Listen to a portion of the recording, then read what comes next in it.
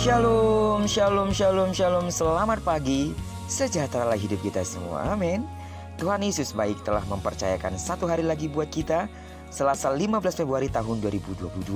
Kita percaya sebagaimana Tuhan sudah memelihara dan memberkati tidur malam kita, maka di sepanjang hari ini juga Tuhan pasti akan memberkati kita.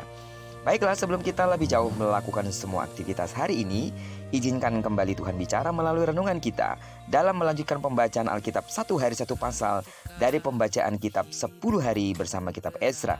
Dan hari ini kita telah masuk di hari yang kedua, maka kita akan membaca kitab Ezra pasal yang kedua, ayat pertama sampai dengan ayat yang ke-70. Judul perenungan kita hari ini, pemeliharaan Tuhan terhadap umatnya. Dan sebagai pengantar renungan ini, saya akan coba bacakan untuk kita ayatnya yang pertama. Inilah orang-orang provinsi Yehuda yang berangkat pulang dari pembuangan, yakni para tawanan yang dahulu diangkut ke Babel oleh Nebukadnezar, Raja Babel, dan yang kembali ke Yerusalem dan ke Yehuda, masing-masing ke kotanya. Pencatatan yang amat panjang dan detail, begitulah memang Tuhan kita, selalu bekerja dengan teliti dan detail. Ini adalah pencatatan umat Tuhan yang kembali ke Yerusalem dan tinggal di sana untuk mengambil bagian dalam membangun kembali rumah Tuhan yang telah runtuh. Sebagian dari mereka adalah keturunan dari kaum-kaum yang biasa melayani Tuhan di dalam baitnya. Bagian ini adalah bagian yang membuat emosi kita menjadi bercampur aduk. Sebab selain karena memang terdiri dari daftar nama keluarga yang sangat panjang, namun di satu sisi kita melihat kesetiaan Tuhan untuk mempertahankan umatnya tetap ada.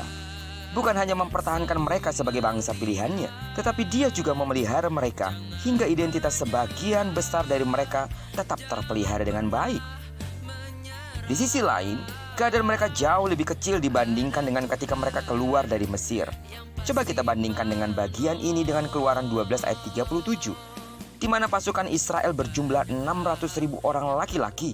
Bandingkan juga dengan pencatatan dalam Bilangan 1, di mana hasil pencatatan suku-suku Israel pada waktu itu jauh lebih besar dibandingkan jumlah umat yang pulang. Ayat yang ke-64 di dalam pasal ini mengatakan bahwa yang pulang kembali ke tanah Israel adalah 42.360 orang saja. Tidak sampai 1/10 jumlah laki-laki yang siap berperang dari Israel ketika mereka keluar dari Mesir. Hanya laki-laki yang siap berperang saja ada 600.000 orang. Belum termasuk perempuan dan anak-anak. Israel telah menjadi begitu kecil dan tidak berarti. Ini semua terjadi karena Tuhan telah berfirman bahwa jika 1/10 dari mereka masih ada pun, masih terlalu banyak, sehingga mereka harus ditimpa kebinasaan lagi. Tuhan benar-benar telah menghabisi Israel, sehingga benar-benar hanya kaum sisa yang sangat sedikit yang masih ada. Tetapi ingat, Tuhan akan menunjukkan bahwa dari kelompok kecil dan tidak berarti inilah Dia akan bekerja membangkitkan sang anak Daud yang telah Dia janjikan ratusan tahun sebelumnya, yang kemudian akan melahirkan Yesus Kristus sebagai penebus manusia dari dosa.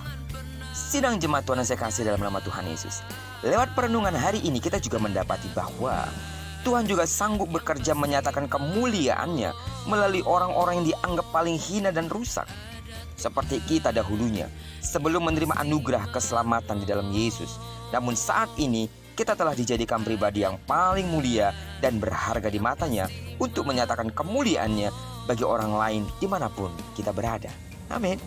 Tuhan selalu melakukan pekerjaannya dengan begitu detail dan tidak ada satupun yang luput dari perhatiannya.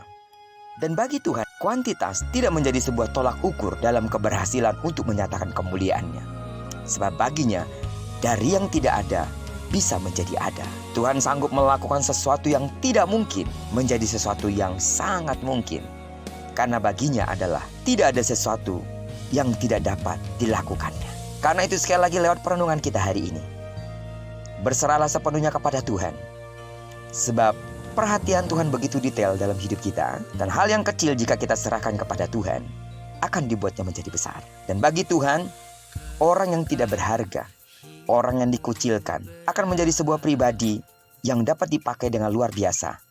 Asal saja kita sungguh-sungguh berserah kepadanya dan menyerahkan hidup kita sepenuhnya untuk menjadi alat bagi kemuliaannya. Amin.